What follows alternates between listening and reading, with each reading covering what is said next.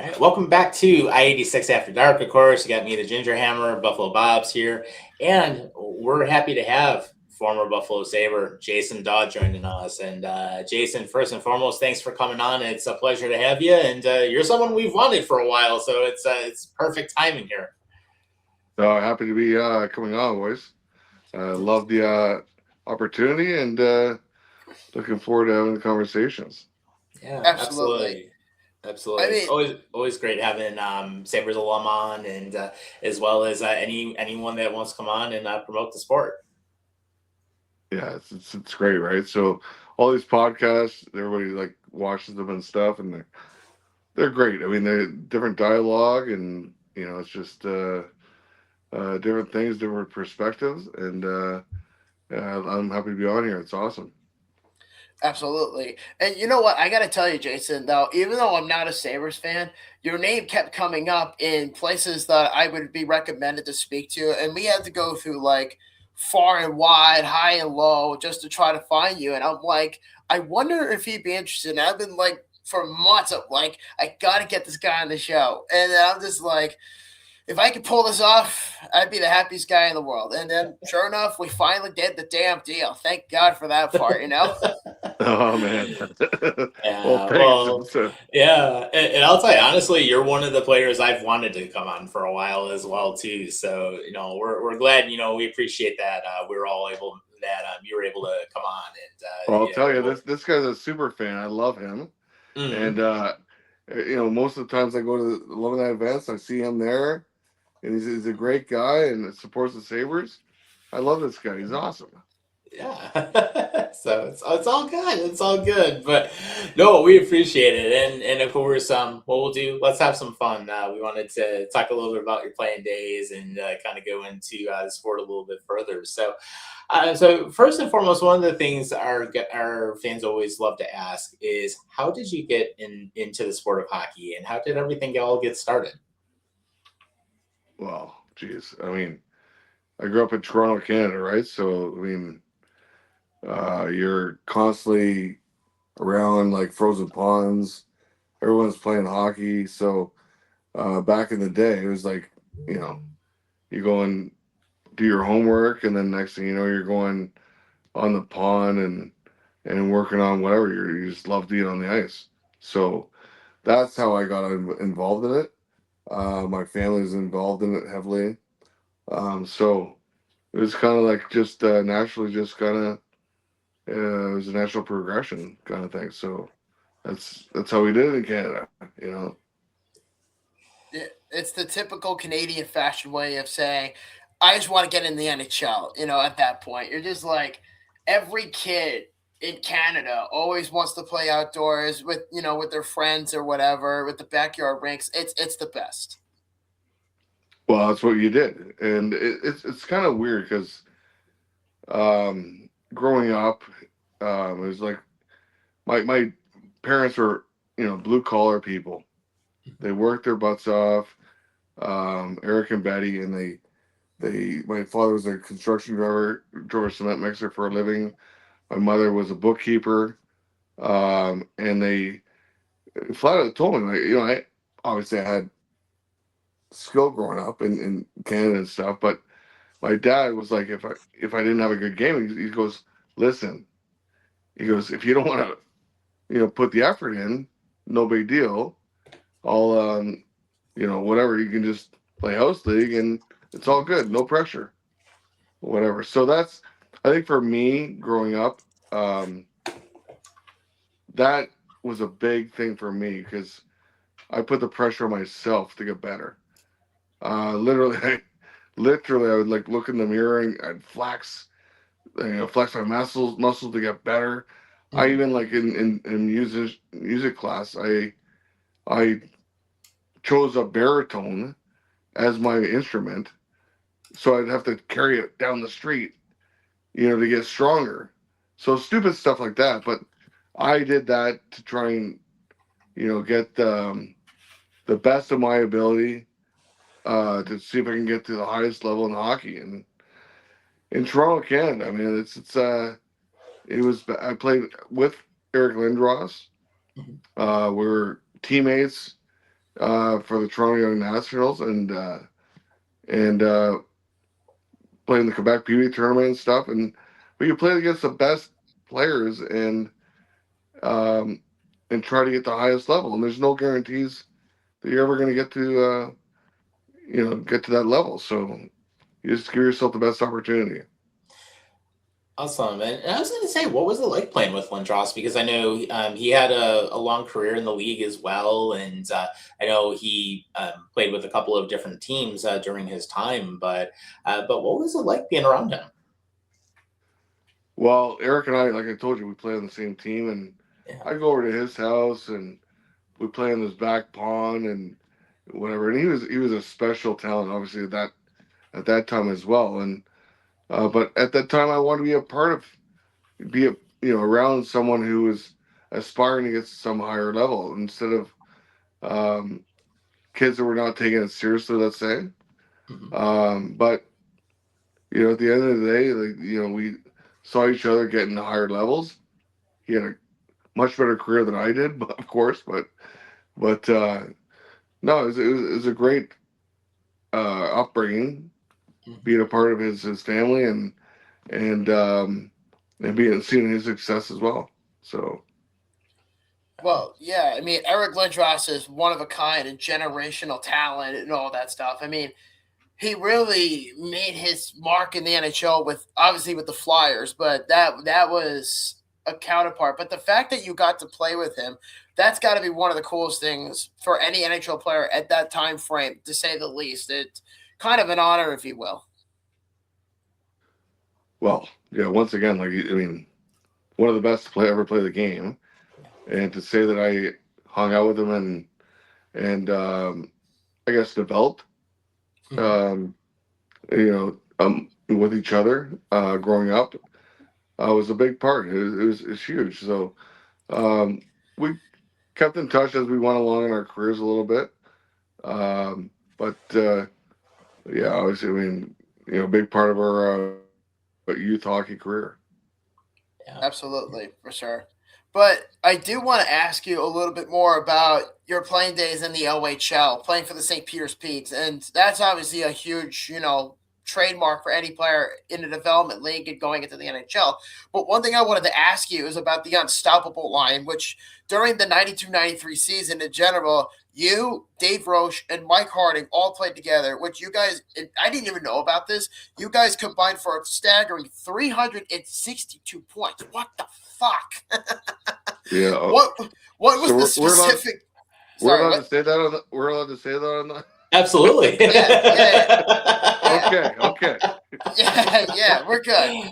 So, what I was gonna say, I was just like, "What the fuck?" 362 points. But what was the specific chemistry on that line that allowed all three of you to produce at such an elite level simultaneously? Well, I'll tell you, man. We had that roster was incredible. Chris Pronger was on that roster as well. So we just, I mean, chemistry. Mike and I lived it together as well. So we every single day we're together. We're going, you know, to wherever we're going. We're Yeah. hanging out and stuff. So it was constantly a bond. So that Peter Pete's team was incredible. That's well, the program in general it's famous. So it continuously pumps out stars. The Stahl brothers, Jamie Langenbrunner, Chris Pronger, like I mentioned, Corey Stillman.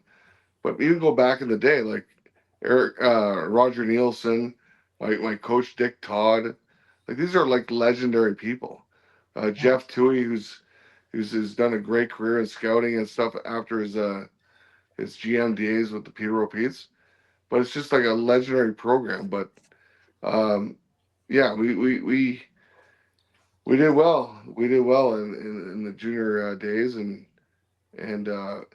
unfortunately, in my last year, a junior ran up against a great program with the Sioux Greyhounds. That Mhm.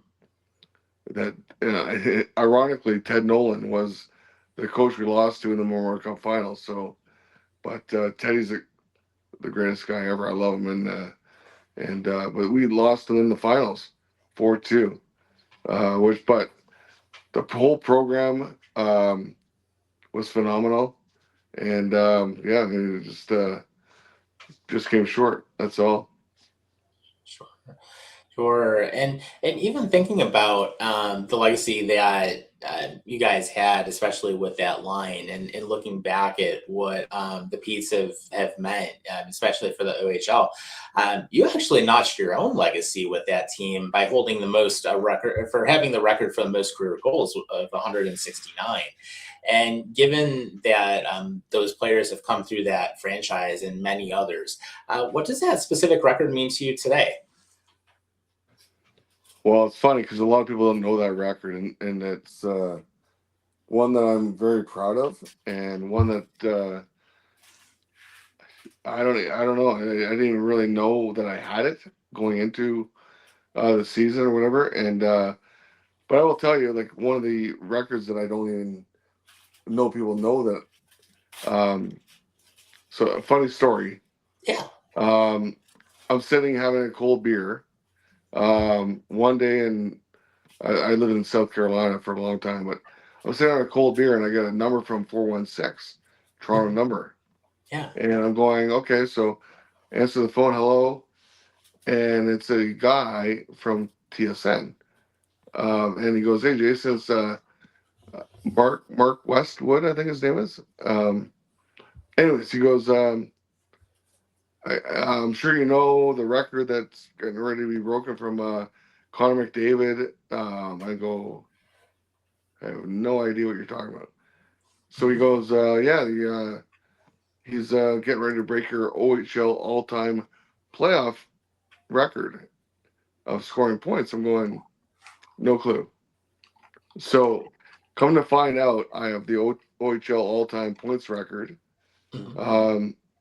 And he was getting ready to break it, but Anthony Cirelli was getting, he's playing against him and shut him down. So I still hold that record as well, which is crazy to me.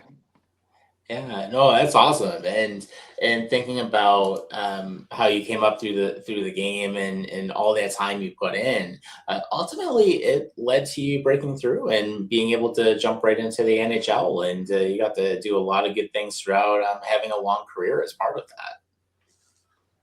Yeah, well, the team we had it was a perfect storm actually joining the Sabres because we had such great veterans on the team. Pat LaFontaine, Alexander Gilney, Dale Howard-Chuck, Doug Bodger, Dave Hannon.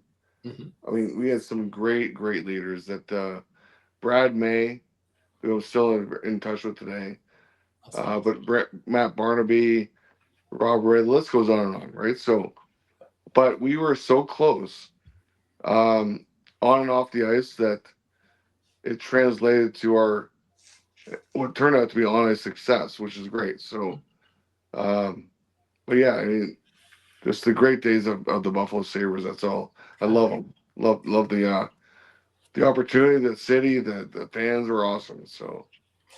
Yeah, for sure. And we've been able to see games in some different cities, and it's definitely the case. I mean, great fans here. Even though the Sabres did have a tough stretch for a while over recent years, I mean, you still have fans that talk about the team. You still have fans that fill the seats and still enjoy being a part of it. And now for them to turn around and have more success lately, and being probably one of the hottest teams in the league right now, it's great to see that success coming back and even further. And then looking back at the time that. Well, the best thing for us as a former player is to see how the fans are being like now the team is starting to come together, right? So it's been a long time coming. But to see it now that the fans are being rewarded for it, hopefully it continues. Fingers crossed. But man, it's such a great place to play. The fans are unbelievable. The you know, the atmosphere is incredible. Once you start having success, there's not a better place to play than in Buffalo, and so I hope that continues. Yeah, I think, for the Sabres, I think for their fans, I think they at least deserve to be in the playoffs. I mean, right now they're playing great, and I hope they continue that stretch because right now things are on a roll. Lindy's getting the team behind their backs, and they're just pushing forward with that young core. And I mean, I'm an Islander fan, obviously, but like just to watch them play, it's really amazing to me because they were so bad for a while, and then all of a sudden they kind of just like skyrocketed. That's the thing, right? Because everyone was panicking for such a long time, going, "Oh my God, here we go again," whatever. And then finally, they've meshed. Somehow, Lindy has done something behind the scenes, or something has happened because for them to have the catastrophic decline, and then all of a sudden, then them building again. Great job by Lindy again. I mean, everyone keeps on saying Lindy's career is done. He doesn't want to coach in the new wave. Lindy's a great coach. Lindy's a great coach and knew how to turn that ship around. So so good for him. And listen, this, the city of Buffalo needs some of this, right? Um, Absolutely. I'm a huge Bills fan, and what's gone with them as well. Oh man, devastating. So hopefully the Sabres can continue this going and you know have a little run here. Let's see. You know. Yeah. Yeah, absolutely, and it's great to see, and especially now with Coach Ruff getting his 1,000th win in the league with both regular season and playoff wins. Now it puts them in the top tier, which is great seeing him have success again as well, and then now with Thompson, of course, on our top line, 200 goals now in his career so far. I mean, they've I think they really found that core group of guys that's going to really help take them forward. And goaltending's been really good as of late too. So the fact that they're finding ways to get it done, and it's kind of like what the Sabres did back then as well. I mean, you had a great group of veterans, great group of younger players as well, you included, and finding those ways to win and learning how to win those tough games, and it just keeps putting you guys forward. Well, it depends on the locker room, in my opinion.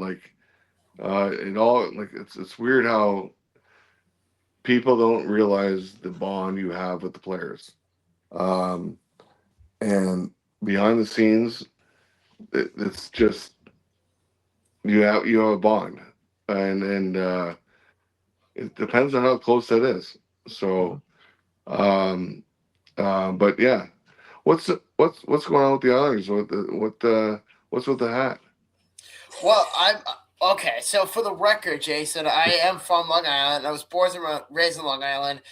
I've always been an Okay, Islander fan, and I also wore this because I know a little thing or three about you because you played for them for a season. But we're gonna get to that later. So that okay. I had to ask. No, Yeah, yeah, well, good for you, man, because you're a good fan if that's the case. yeah. But we'll give him credit on one thing though. He is a Buffalo Bills fan. He hates the teams in Jersey, so I will oh give my him god, that. oh my Perfect. god, yeah. I think he's referring to the Jets and Giants, but they're Yep. in Jersey, so who gives a shit? But um, Yeah, yeah, and we did go and we did do the game after Thanksgiving over in Pittsburgh when we went down to watch the Bills destroy the Steelers. So we did do that. Okay. We also got to see some fans get arrested in the Maple Leafs Penguins game when we were there the night before. So we did get to see that as well. yeah. Jeez.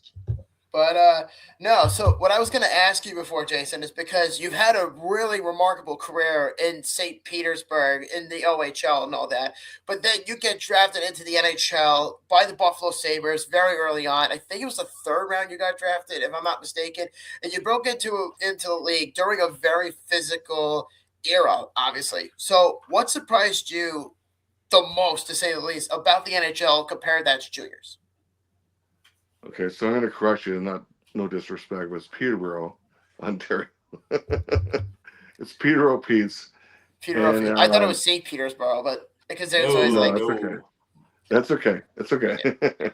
Anyways, so for my year, I got drafted in 91, second round to Buffalo. But the draft actually was in Buffalo, so which is extremely cool. Yeah, just growing up in that era, like I mean, before like there's no clutching, there's all clutching, grabbing like crazy. You had like I'd go down the boards and like knew I was gonna get smoked by a guy named Allier Frady or Jeff Bukaboom, like gonna get creamed, but you knew it was happening, and so the times were different back then. Uh, Smaller guy, you know, 5'10" stature, but I was stockier back then. I was like, 190, 195. But you had to go in the tough areas to get the puck and to create opportunities to score goals, to to not be afraid to try and create opportunities for you and your line mates. I had great line mates. I started out playing with Pat LaFontaine and Elgin McGillney, and then with Mike Pekka, Randy Burge, and Dixon Ward. So great players, and we played well together. Had great chemistry. So that's what it's all about. absolutely. Yeah. But I actually do have a very small question because you mentioned the draft was in Buffalo the year you were drafted. Am I not mistaken on that? The draft was 91, yeah. Did you think that it was a coincidence that they were going to take you, or were you just thinking, I just want to play in the NHL? No, so it was the year of Eric Lindros got drafted to Quebec, but my guidance counselor in Peterborough was a scout for the Buffalo Sabres.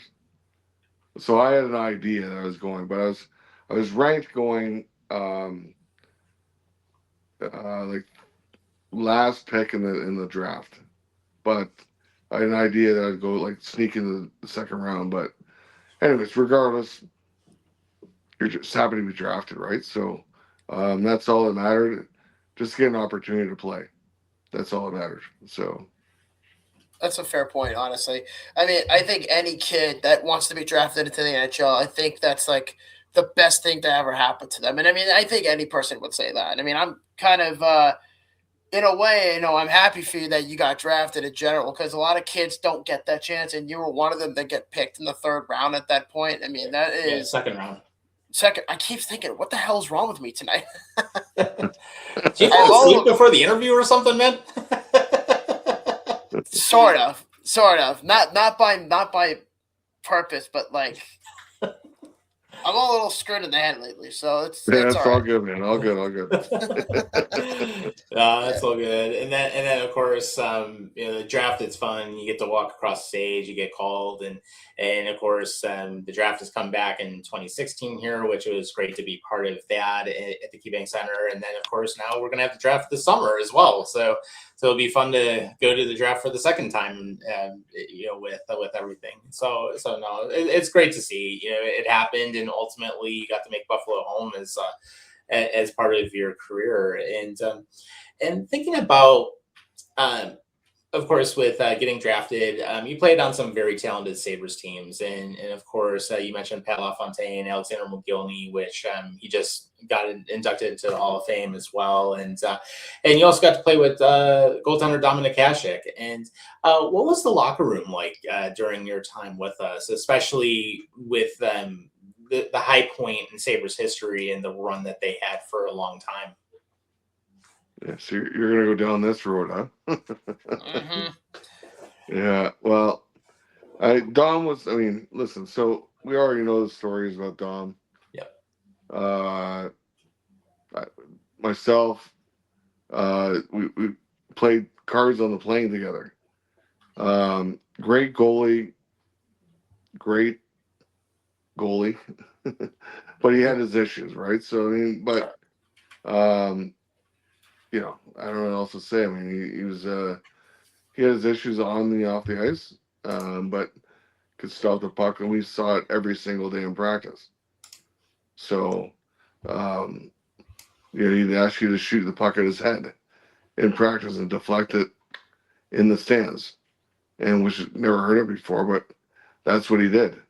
But yeah, I mean, that's all I have to say about that. I mean, he caused a lot of issues off the ice for us. I'll leave it at that. But great goalie, and what basically the best of all time. And we saw it live. Um, we saw it live every day. So yeah. Yeah, absolutely, and of course, as part of your time with the Sabres, one of the most memorable games was back in 1994, and of course, you got to have an assist on Dave Hannon's iconic goal in the fourth overtime over against New Jersey Devils. And can you describe the atmosphere on the bench as that game? I remember it. It went till about 2:30 in the morning. And what was it like being on the bench for that game, especially in the playoffs? Yeah, crazy, crazy, crazy. Guys were ordering pizzas in the locker room, and just to try to get some kind of energy. Um, I was so happy to be a part of that with Dave Hannon, him, myself, and Wayne Presley during that playoff season. We had such great chemistry. We knew where each other was going to be. Um, just constantly knew kind of what was happening. So I was, so excited to be a part of that, but exhausting. Like, it's amazing what a human body can do to constantly, perform at a high level, and that's what we were doing. And but we just didn't pull it off in the game 7. But would have been nice. But against what a legendary game with being part of that for sure. Yeah, Yeah. absolutely, and it's one of the games I remember. I was a younger kid at the time, and just seeing that was must watch, especially with how that game developed and how it was unfolding at the time, and just hearing that some of the players, even just with the amount of effort that was put in. Of course, a lot of times when you're playing multiple 20-minute periods, of course you have your normal 3, and then you're going into the fourth overtime, so then you're literally into your third game in a row with everything, and having some of the players take the IV and just stay hydrated and just doing everything that they can to give everybody a chance. It's one of those things you don't see it super often in terms of having a game go that long, but it just stands out as one of the most memorable I remember, in Sabres history. And it was such a big goal, and you being part of that, which cemented yourself in Sabres history in that sense. Yeah, thank you. Yeah, no, it was great. It was great. We still talk about it today at Sabres reunions. Alumni stuff, and it's just a great opportunity to talk about history, right? So Yeah, it was awesome. Yeah, well, I absolutely. have to ask, how did you feel the morning after the game? Like when you woke up after, from the game? Do you remember? Oh, buddy, we're like, exhausted, but still on adrenaline, and then you wake up and you're going, we have an opportunity to beat them in Game 7. So it was like, at that age, right? You're. I think I was 22 at the time, 21, 22. So you're like, it didn't even matter. Like, you just get up and you're like, let's go. And um, fatigue is not even really a factor at that point. So you just get going and do what you have to do and try to win a hockey game. So Yeah, it's pretty cool at that point to be a part of that for sure. Well, it's it's kind awesome. of. Well, I was gonna say is that I'm kind of surprised you didn't say, I had muscle sores and 4 overtimes and the game's running late and you played the Devils and you beat them and all that No, stuff. And so it's like, I'm surprised you didn't say like, oh, I felt really sore, coming out of bed and all that stuff because some players, obviously they recover differently, but I'm just shocked. That's all I'm implying. well, today, yes, that'd be the case.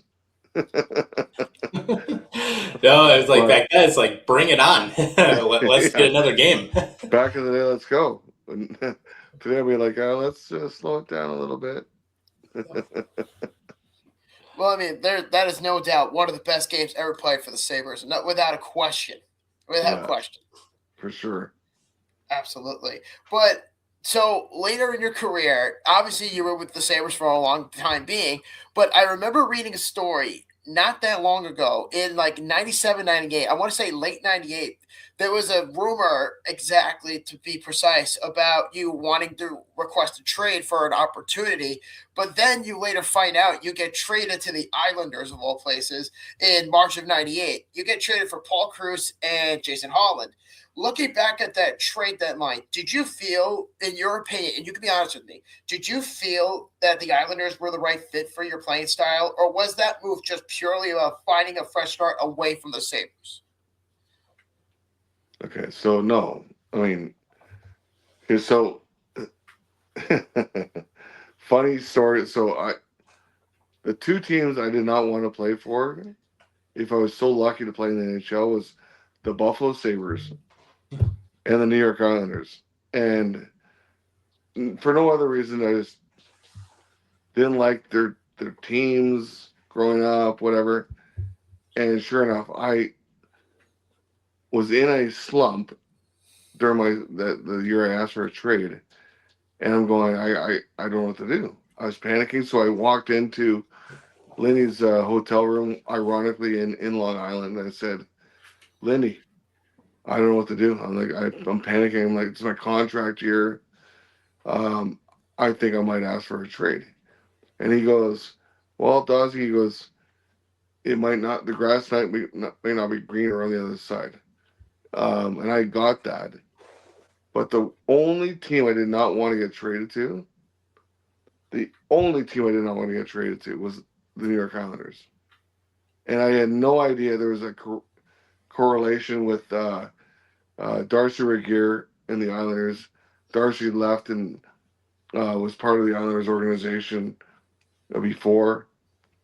I wish I had requested kind of like something like, if I could, I get traded somewhere else. But so we're in Calgary on our West Coast trip, going to play Vancouver, Calgary, Edmonton, and I get pulled off the ice in Calgary, and I get called off and told I was traded to the Islanders, and my jaw hit the ground. I'm going, oh my God, are you kidding me? So, anyways, Mike Milbury traded for me. He was the biggest asshole of all time. Treated like we had like a star-studded lineup. Trevor Linden, Ziggy Palffy, Robert Reichel, Kenny Johnson, like the list went on and on. And he treated them like complete garbage. And when I got there, the same thing. He didn't want me. He didn't want half the players that were playing for him. So that's why I have such a hard issue with your Islanders, because he was such a douchebag and treated the best guys. Like Trevor Linden was an amazing captain. We had Scott LaChance. We had like Rich Pilon. Guys are amazing people, and he treated them like complete garbage. And sorry, go ahead. No, go ahead. Well, I was going to say was, to be honest with you, because I've always been an Islander fan, I don't fault you for that at all, because we already knew, and it's already been established that Mike Milbury is the biggest asshole in Long Island, if not the worst thing in the world. And it's funny enough, because Tom and I interviewed a handful of your ex-teammates in here, and one of them just so happened to be the great Mick Vukota. And Mick Vukota told us a very specific story. And he said that he did not care for the direction of the team when Mike Milbury first came in. And I remember saying to myself before he took the job, I said, you had a nice prospect pool. You had Luongo, Chara, and then you came in. And I didn't know. I was young. I was about maybe 6 or 7 when you got traded here. And so I remember saying to myself, wow, it's Jason Dawe. I can't believe he's coming to the Islanders. And then all of a sudden, they ended up doing the stupidest shit ever, which is obviously they traded away Luongo and traded all those guys away. But I don't fault you for that because Mick Fakota told us he's a douchebag. Casper told us he was a douchebag. So you're not the only person that we've interviewed on the Islander Buddy, I'll side of tell things you, to say that, you know. I will tell you, man, this guy's a legit douchebag of all guys. Like we had like so many unbelievable guys, great characters and whatever, and he just destroyed what we could have had there. Yeah, just like complete idiot. Like Gino Ojek is one of the greatest humans ever. God rest his soul, he's no longer with us. But Yeah. like we had like Brian Berard, unbelievable. But he would like specifically, we'd be in Montreal, and you do the circle where everyone stretches around the circle after practice. Yeah. And so you're in Montreal, and everyone's like, all the press is around or whatever, and he'd be like circling around, calling out like Trevor Linden and all these legendary guys. And I'm like going, is this guy fucking for real?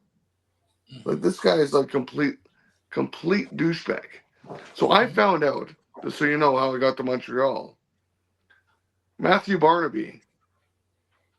I'm going with my buddy Scott Livingston, who was our equipment or our strength and conditioning guy, with my wife at the time.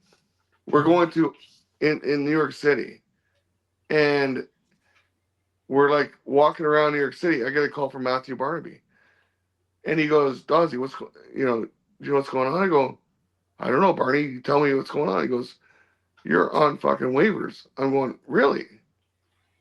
I found I was on waivers from Matthew Barnaby, not my GM, Mike Milbury. Oh, Jesus. And thank God I was on waivers and got picked up by Montreal, which was an amazing experience. But that's what Mike Milbury does. He's a fucking tool bag. I will tell you, his reputation is pretty much like that across the entire league. I mean, I've never liked anything Milbury's done. I know Bob doesn't like anything Milbury's done. I would have to say it's pretty much safe to say that a lot of the players never liked Milbury, and I would say the league as a whole. There you have it. Like it, and forget like maybe there's nothing in their roster. I get it, but as a human, how do you do that? Right, exactly. You're a fucking asshole. Yeah, it's like literally Milbury at least have the balls to do the call yourself and not find out to Matt Barnaby. It's like at least have the decency to tell you. Okay. Yeah, I agree. Yeah.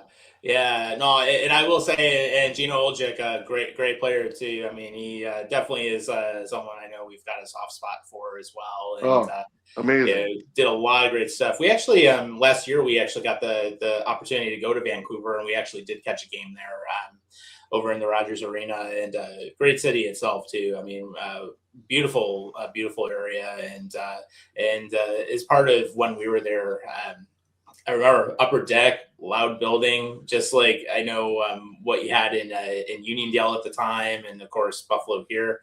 But no, Gino, great player. I mean, he's definitely missed.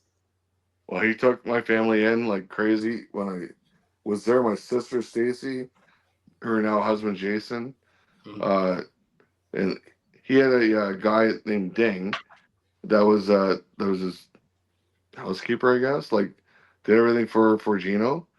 Gino goes, Dozzy, they're not staying in the hotel. They're staying at my place. It's not even a question. That's how Gino was. He was the salt of the earth guy. I love the guy, and I wish he was here still. So, yeah. Absolutely. It's always good when you have when you're with people that just give you the shirt off their back and they take you in and they'll do anything for you like that. And he had a very good reputation throughout the league with how he was with his teammates and everybody in general too. Great guy. Yeah. Oh, amazing. Yeah. Yeah, but I do want to say before I get to my next question, Jason, is even though you were there for a year, It doesn't matter to me. Once you're an Islander, you're always an Islander, and I just want you to just let you know. Just thank you for being straightforward, being honest about that, and I have respect for players who do that. Even if if just because you played for the team I root for, it doesn't mean that you have to dodge the bullet. You know what I mean? And I have to give you respect for being straightforward about that. So I have Yeah, to thank give you. you my flowers to Thank that. you. Thank you. Yeah. I So mean, that's what it's all about. I mean, we're having a conversation. Yeah, absolutely. I'm not going to tell you something that wasn't, that's the way it Right. was. So Yeah, absolutely. And it's one of those things. And if any of the fans don't like it, they can just remember we put the disclaimer up before the show starts, anyways. That basically says, "Hey, I'm not making stuff we're up. This is gonna what happened." right, yeah. So no, it's all good. absolutely. So let's not talk about Mike Milbury because he's a piece of shit. We've already established that. But let's talk about the Nassau Coliseum because you played there for a year, and I was a little kid, watching the Islanders, growing up with all those guys, including you in there. But the Coliseum had that reputation as being one of the most intensive environments in the NHL at that time, even when the team was struggling. And unfortunately, that was the era you were in. How did the fan expectations and the local media pressure in New York or just in Long Island in general compare to, let's say, the passion in a smaller market atmosphere like Buffalo? But you were a super fan, huh? Oh, yeah. You love your Islanders. Yeah. I'll tell you. So let me. So part of the reason why I didn't want to get traded there, because of the rink's a shithole. Okay, so let me finish. Go for it. Floor is all yours. The hotel that we stay across is across the street, so you got to walk through like 5 million fans that I have no problem with signing autographs, but they already you see them 5,000 times a year, so they're selling the cards and stuff like that. Well, anyways, I digress. But the rink itself, the locker room was a joke. Like my junior hockey rink in Peterborough was way better than it was in Long Island. But the fans were incredible, very passionate. I love them. But my whole thing stems around Mike Milbury and the rink itself. I mean, you guys love the rink. I hate every player that plays there hates the rink. like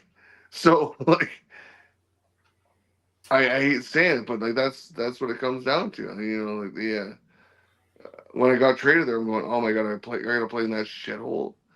And then I come to find out and see how their locker room is, and it's a joke. It's like a East Coast Hockey League locker room, So, anyways, that's my take on it. I didn't know you're an Islanders fan. I'll put it this way. You're not wrong about the Coliseum. It is a piece of shit, and it was outdated at that time. The thing with the Coliseum is that it was not meant to be designed as an NHL arena when the WHA was around. It was supposed to be for a WHA team, not for a professional team. But William Shea was who owned the Mets at the time, brought the Islanders to Long Island and put in a bid. It said the Rangers were bitching. They said they didn't want to be they wanted to be the only New York team. They didn't want another team in the city. So they said, let's put one in Long Island. And that's basically how the Islanders came about. But the point that you come across as that it's a dump, you're not wrong about it. But I think that's the beauty of the Coliseum because it's not supposed to be a whirlwind. It's not supposed to be the Montreal Forum. It's supposed to be a smaller rink arena where the sound bounces up and then back down onto the ice. And it became this loud environment, especially during the playoffs. I mean, I know I'm years ahead at that point, but just the vibe out of it really brought a special place into my heart as a fan. But I'm going to be honest with you. I used to be one of those people that used to wait outside the Marriott Hotel, which is exactly what you're talking about, where you walk across the street from the Marriott to the Coliseum, and you have the choice. Yeah. So, and I've been there, and I actually did catch a game in the old Coliseum with him, actually, in the last season. So yeah. So, but the point I was trying to make is that if players, like, if you were coming down, I would have said, oh, wow, it's Jason Dawe. And either I would have left you alone, or if I would have just said, hey, do you mind if I get a picture with you or whatever? Either I would get, no, it's in my contract. Go fuck yourself, you piece of shit. Or, sure, Which I why never not? did. I never did that. No, I'm not But saying a lot you. of guys are going, oh my god, I gotta go walk across, do that walk because it's the same people all the time, right? Yes. And Right. you knew they were selling the cards, and it didn't matter to us. But at the same time, it's like going, how else do you get to the fucking rink? Mhm. You had to go Well, across and do the walk. Yeah. And so nowadays, guys would take Ubers, to go around it. right. Well, I mean, have you been to UBS, Jason? No, I've not. Oh, you're missing out, brother. That's all I can imply. It is so much more advanced than But the I'm running Coliseum. out of battery here. 1 second. Oh, okay. Can I get a 1 second? Hold on. Yeah. Yep. Absolutely no Just problem. yep. We're good. Yep, we're good. Absolutely. But what was I saying? So, because back in the day, and I remember, and I'm sure you know this, Jason, is that you had the option to either walk across the Marriott Hotel or take the bus, and a lot of the players would just opt to take the bus because they didn't want to deal with the hoarders, they didn't want to deal with the card grifters. I Yeah. used to do it, but like I didn't do it for cards. I'm not a card collector. I used to when I was a kid, but never to that level, if that makes any sense. Like I used to just grab 8x10s or hats or even something like this, where I have this hat that I'm wearing and it's signed by two guys, Emil Heineman and Dennis Sautenberg. That would have been just as straightforward as I would have got, but that's just close as I would get. But I used to do that with like pucks and stuff. Yeah, and that's fine. I'm just telling you how the players thought, right? Like, Yeah. and I get that's part of their thing, but when you see the same people all the time, you know what they're doing it for. Oh Yeah. yeah.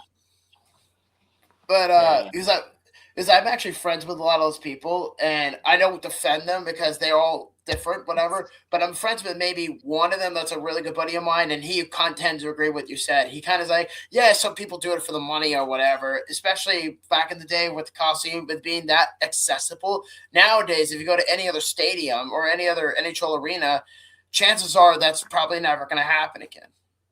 Right. Yeah, for sure. Yeah, Yeah. but Yeah. Absolutely. And then thinking about time as you went as you left the league and of course August 2025, you were named the head coach of the U17 prep team in the Okanagan hockey in Okanagan hockey.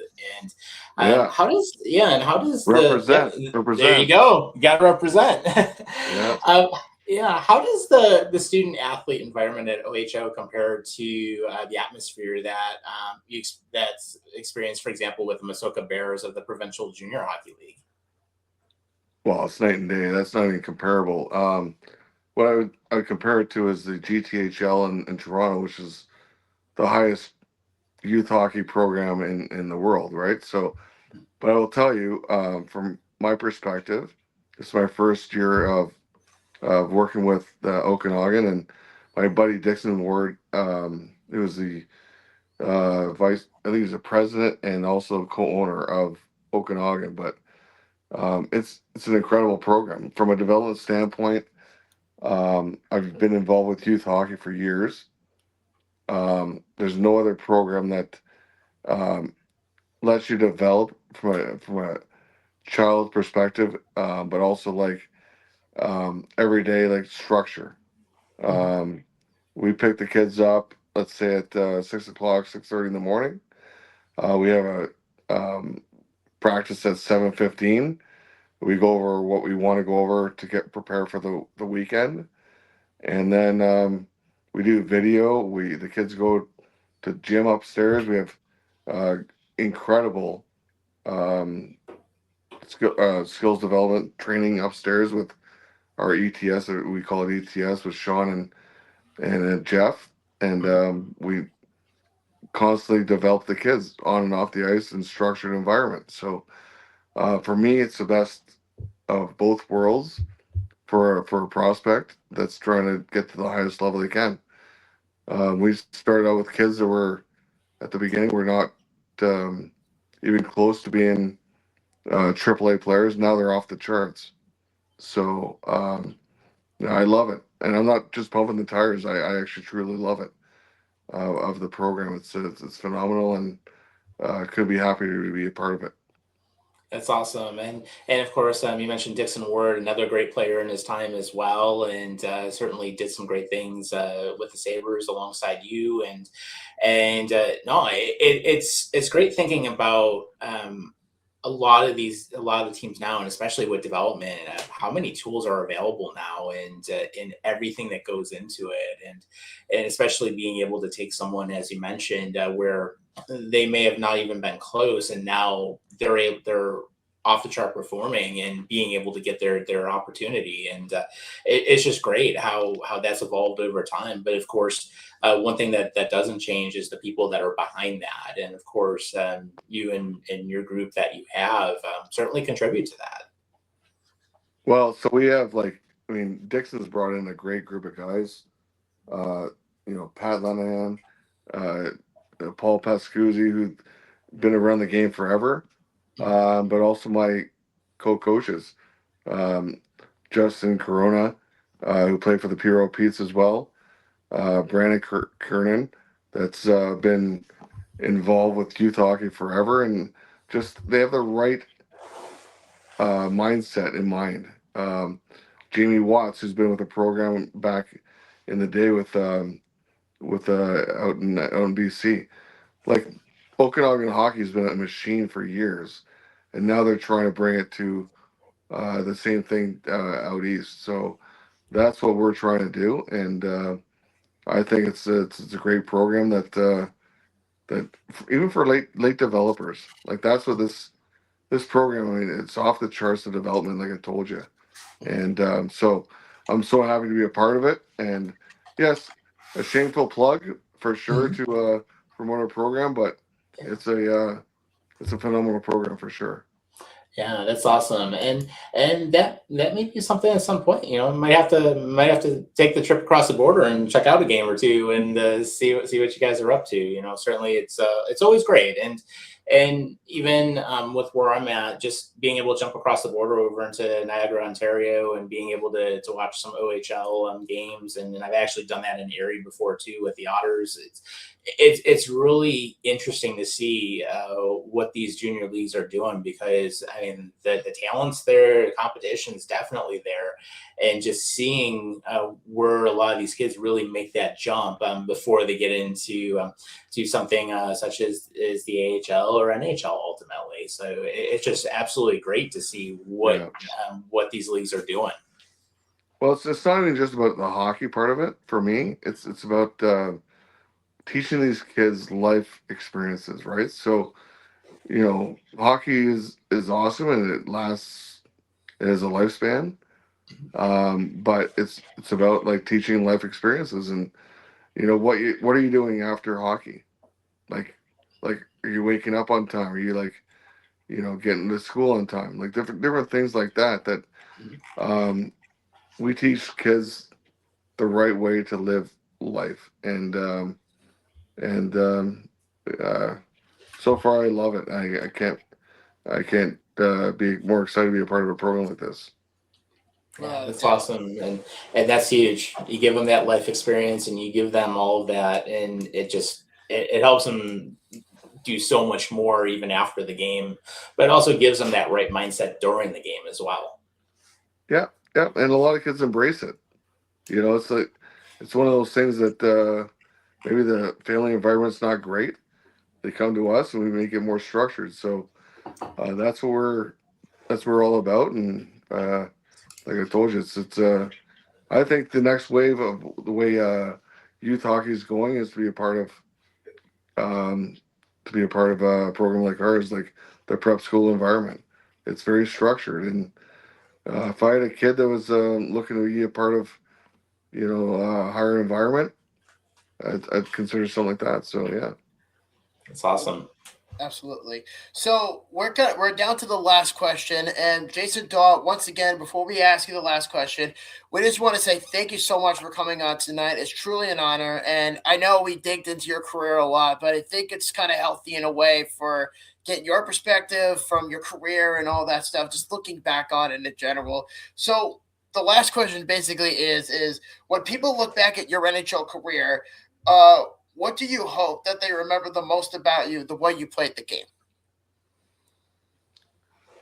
Well, I want to thank I wasn't the biggest guy, but I put 110% into the game, in my opinion. So I went through a lot of ups and downs as far as the mindset goes. Like there's a lot of mental game that goes in the game, and you have to try and figure it individually. I did that, and I wish I had a longer career as far as games played goes, but I think I wish I could have overcome the mindset of the game a little bit more. But um, I worked hard. I think I was a really good teammate. Tried to do everything for my team to try to make sure they had the my utmost effort. And yeah, yeah, just wanted to I give my all to the team that I was associated with. So yeah, that's it. Damn straight. But once again, Jason Absolutely. Dawe, thank you so much for coming on tonight. It was truly an honor having you, man.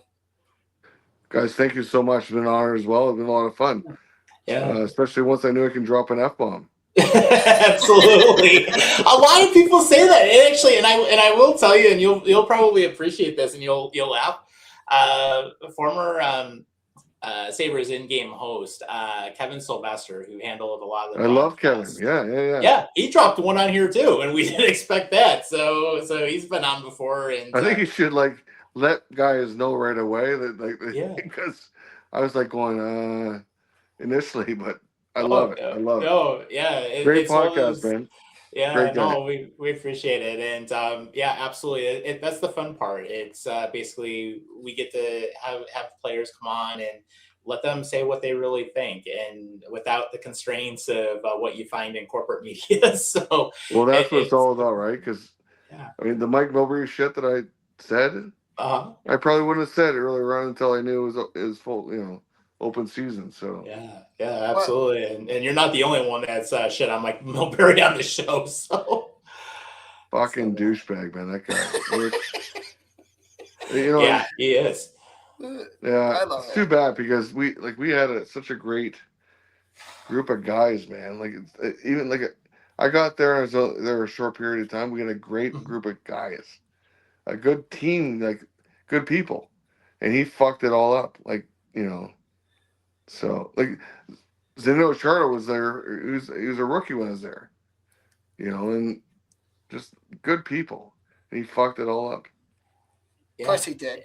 And it's for what? They're really, it's like, seriously, I mean, Milbury, he's like one of those people, and this is what I've seen besides destroying great teams.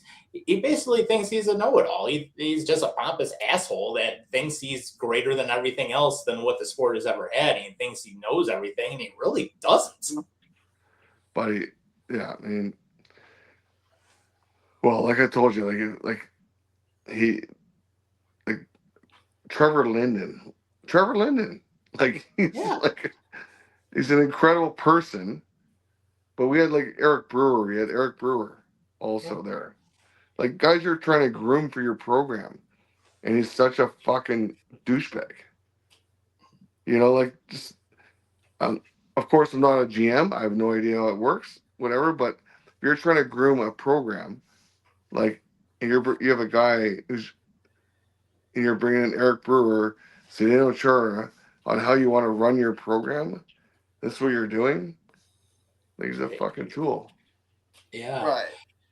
Yeah, But absolutely. And I would say like 99% of the island doesn't like Milbury either. No, you can ask anybody. Anybody. well, He's a I tool. will say this real quick is that any former player, it's yourself included, any player that shits on Mike Milbury, that's A++ credit all the way. I a lot of people that we've always spoken to, because we do this all the time, Jason. No, and no disrespect to anybody, because for one, you're the first ever player on the show that we've ever spoken to that played for both the Sabres and the Islanders. So to have you tonight makes it even more awesome, because we get your Islanders side of things and your Sabres side of things, which is always great. But the main goal for us is, they're athletes, and we're like, oh wow, that's cool. But we also want to treat you guys like human beings, because you guys deserve that, and I think you guys deserve to have that open mind side of things. Like it to me, it almost feels like there's like no backlash at that point, because if you were still playing, I'm sure you would have gotten traded to another team that you probably didn't want to play for. But Yeah. But I do appreciate the honesty, even though if you didn't have the best time on Long Island, just remember the fans will always support the team no matter what happens. Well, I think the fans deserve to know what the hell went on, right? Yeah. Exactly. Like you're Yeah. a fan. I respect you as a fan, but they had no idea, what went on behind the scenes. And like that once I realized the team that we had, the people, I'm going, fuck, we could actually make be a good team. And then I went to arbitration with the fucking guy, and he ripped me a new asshole. Like basically told me I couldn't play hockey again because it was so terrible. But meanwhile, I got to play for this guy. Like he's an idiot. Right. Of course So, he but is. I loved Long Island as far as the people that was involved, the staff, the trainers and stuff. Unbelievable guys. It's just he was a fucking tool. Yeah. I mean, I've had shitty GMs in my lifespan as an Islander fan. Obviously, Mike Milbury, and then I got to deal with Garth Snow. Well, Lou Lamoriello comes in as a close second, but at least he had some sort of resume. But forgetting, like, within the 30 years with the team, what's your perspective? And this is my last question, I promise. What's your perspective on the Sabres side of things? Like, what do you think of the team moving forward? And what do you think of the Islanders side of things moving forward? Because both of them are having a pretty good year so far. Yeah, well, I mean, I love Kevin Adams as a person. I think he was over his head, personally. So, but love him as a person. But he was, experienced and stuff. I don't, I don't know if he was, but he was given a raw hand also. Like, he was given some decisions, and I don't think he was making the decisions by himself behind the scenes, personally. I think he was told what to do. But, tough position to be in for Kevin Adams. But I like what they're doing. Lindy's a great guy, great coach, obviously, and he's clearly turned the team around. And hopefully Yarmo can, bring in some. The problem with Buffalo, and I love Buffalo. I love the people of Buffalo, the city. It's a sneaky good place. You just got to know it. Mm-hmm. But from an attraction standpoint for the players, it's not great, right? So you got to try and find an attraction somehow. And I know it was a joke with the whole palm tree thing with the Kevin Adams and stuff, but it's just not. For example, I got picked up by Montreal, and my first time I ever played back in Buffalo, we pull up in their hotel, and I'm going, oh my god, like I'm like all excited, I'm going to chefs, I'm going to different places, like all these different restaurants that are incredible in Buffalo and whatever. And I go, what are you guys doing? They're going, what do you mean what are you doing? I go, where are you guys going tonight? Like it's, they're going, it's fucking Buffalo. We're like getting room service. There's nothing to do here. It's a shithole. I'm going, oh my God. Meanwhile, Craig Rivet was on that team. Mm-hmm. Craig Rivet became the captain of the Sabres. And he actually said that on the bus as well. He comes to Buffalo, loves it, now lives there. Mm-hmm. The guys who go there love it, live there. Like, like nonstop. Craig Muni, a good buddy of mine, fucking hated when I got traded to Buffalo, and he loves it. So Yeah. it's one of those things, right? Like so, but I don't know what they're gonna do for the Sabres to answer your question, because unless you know, you don't know, and it's tough. But Yeah. for the Islanders, I don't know. I don't know the situation now. I don't know, where they're playing, what the situation is. So I can't comment on that. But Fair enough. I mean, a lot of people feel the same way, but that's okay. But to give you an idea, really briefly, quickly, is they're in Long Island for the rest of their lives now. They got this beautiful facility, and I highly recommend it at UBS Arena. The All Star Game is going to be there in 2027. So if you get an opportunity, I just for the thrill of it, just go because there's a lot more now to provide at UBS Arena than there was at the Coliseum. And I know it was a big parking lot, but UBS Arena is this big like fucking fortress. It's insane. Tom hasn't even been there yet, and I'm trying to get his ass to come down for the All Star game next year. And I'm like, Tom, get your ass down here. Right. I will say I did get to at least see the game in the old Coliseum, and we stirred up some shit in that place. I remember during Darlene's first season, but it is something where I haven't seen UBS yet, so it'd be interesting to check that out and take another trip down there because. The one and only time I was ever in the old Coliseum was back in 2019 when I ended up coming down. And of course, Sabres got their ass handed to them that night. I think it was like 7-2. And there was just, something like that. But I just remember that was a rough game. But then, of course, we kicked your ass 5-0 on Saturday afternoon. So, hey, it's all good. We got our revenge back. I mean, for Jason, he would probably be like, yeah, who cares? I mean, the Islanders got killed. Who gives a shit? But if you do get a chance, Jason, I suggest going to UBS Arena just as a fan. You don't have to tell everybody you're going. Just go just for the sake of it. It is a nice facility. Definitely check it out. But they are definitely getting better. And Matthew Schaefer's a hell of a player, and they're building a team he's around unreal. He's so good. Oh, yeah. No. The team's very fun to watch, and Matthew Schaefer, are you kidding me? Just off the charts. But seeing what he's doing. I follow the Islanders once in a while, but like I said, I can't speak on anything else behind the scenes. That's all. Yeah, that's all good. Yeah, and then Buffalo right now. I mean, they've got the hot streak going on, and actually they did come back. They're beating Toronto right now, so that's good. but it is something where the fans are definitely supporting them, and lots of good hockey to see this season. And if we can make it in the playoffs, it'd be great to see that. And then now there's talk about doing a redo with the KeyBank Center now as well. They're looking at doing its first massive upgrade since the building opened. They need to do it for sure. Because I went to a game. I went to a game a few years ago for an alumni event, and literally a piece of the roof almost like decapitated like me and a couple of people that because it flew off the roof. So, they had something like that recently too, where something happened over like close to one of the escalator banks going from the 100 to the 300 level. And I guess there was like a part of like the ceiling that actually like came out, and they had some issues with that. But they have to do some renovations big time soon. Yeah, well, they're looking at it about $400 million worth is what they're targeting right now, and it's a great location, good location, right on the water, but around some pubs and stuff. But and they're gonna add a third entrance now too. They actually they extended that train line into that old DL&W terminal right behind the building, and they're gonna put a sky bridge in. So now you have another part to get in, and so now you can get in through the Harbor Center, the regular atrium like you always were able to, or the new train station that they just built. So it's gonna be nice. They're doing that.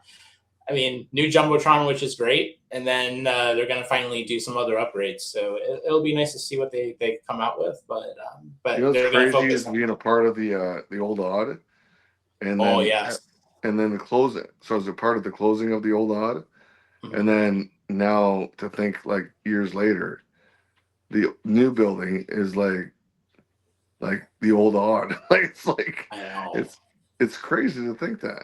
It is, and I remember my dad and myself when my dad was still living here in New York. We went to games all the time when I was a kid, and remember sitting up in that upper deck where it felt like you were going to fall down if you stepped Oh wrong, man, and I would overhang the ice. But lots of great memories in that building too, and like just I was that. beside Craig Ramsey and Don Luce taking down the banners of Yeah, the French Connection, and it was like to think of like that happening like so long ago, and now they're talking about renovating the new building. yeah. It's pretty crazy.